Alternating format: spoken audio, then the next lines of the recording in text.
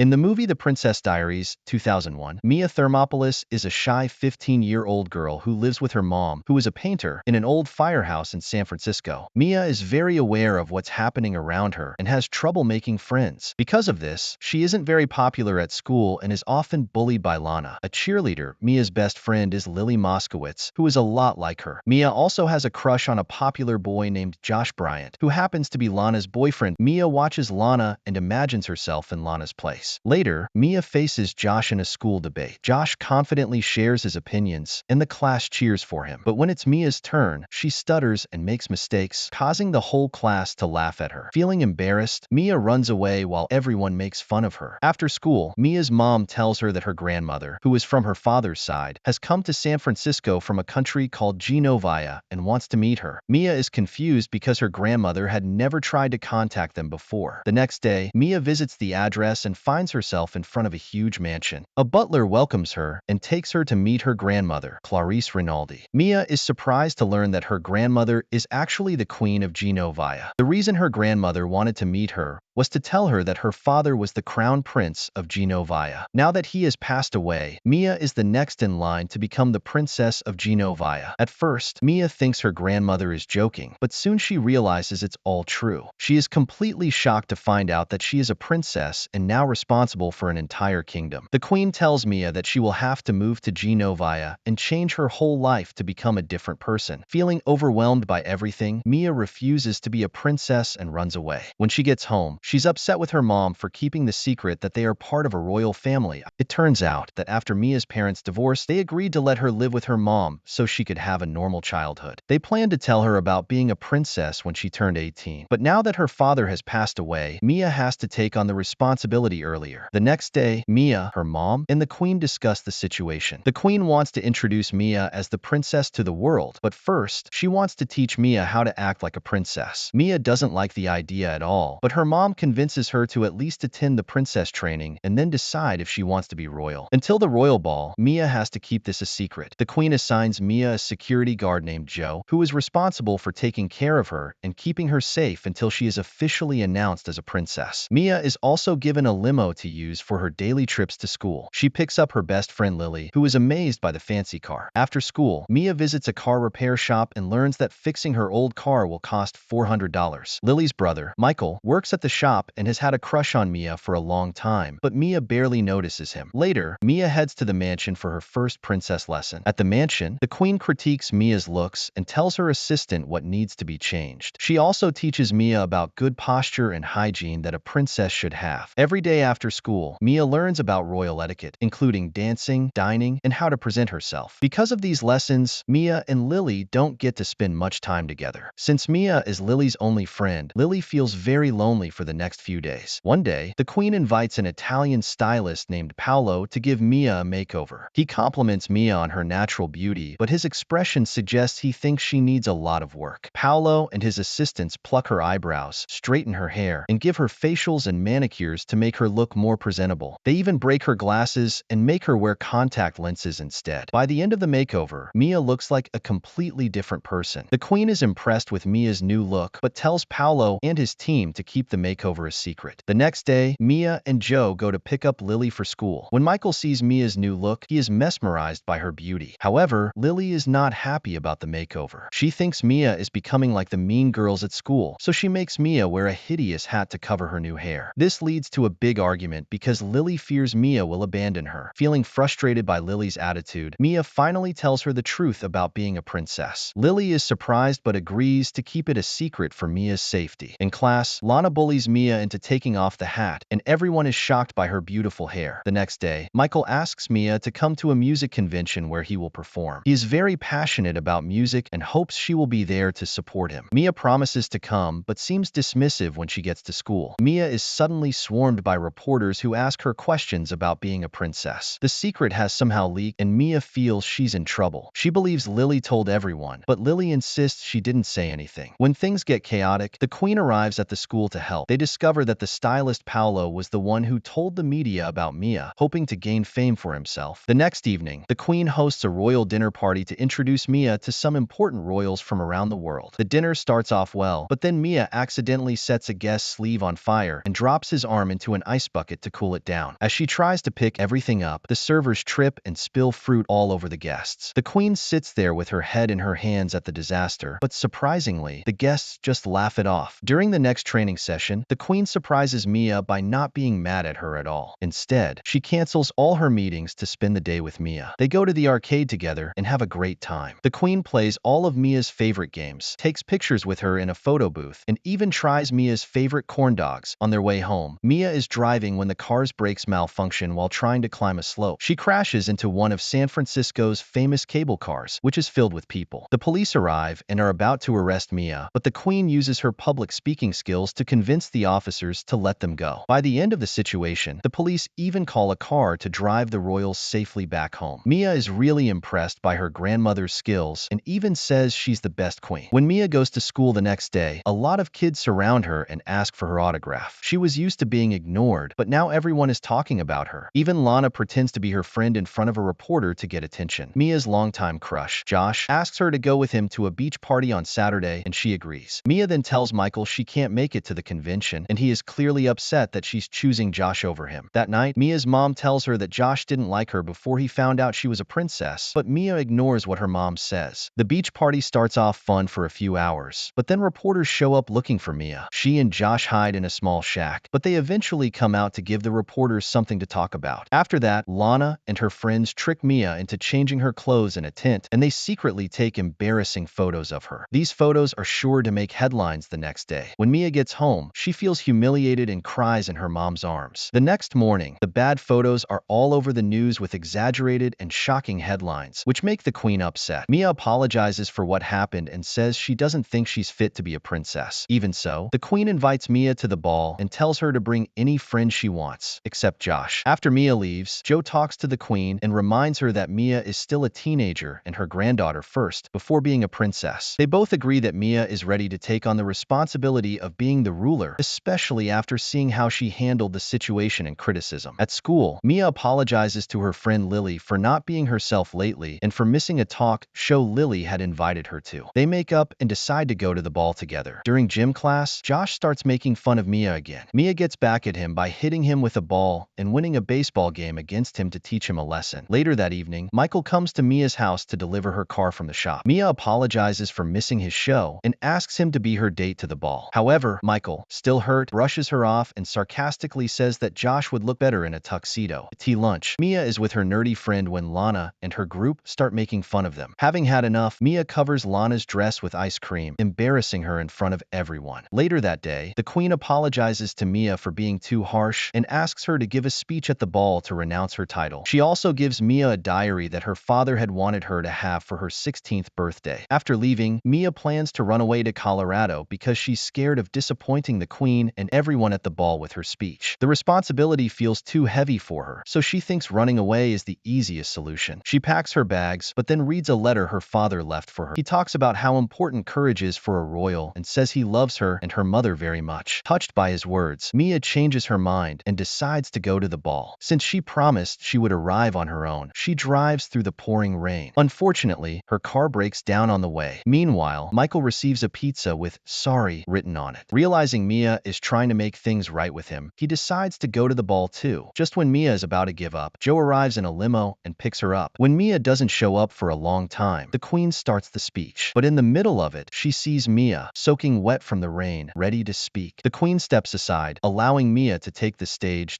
At first, Mia stumbles over her words, as she usually does when speaking in front of people. But then she remembers her father's advice about courage and delivers a heartfelt speech to the crowd. By the end, she proudly announces herself as the Princess of Genovia, and the audience cheers for her. Soon after, Mia is officially crowned as the princess. She changes into a beautiful dress and shares a dance with Michael. The two then step outside into the garden, where Michael expresses his feelings. In a next scene, Mia is flying to Genovia to take on her royal duties. Her mother is moving with her, and Michael and Lily are planning to visit during summer vacation. The movie ends with a shot of the Grand Palace of the Royals of Genovia. That's all for the recap. If you enjoyed it, make sure to subscribe and hit the like button. Let us know in the comments if you want us to recap your favorite movie. Until next time, take care.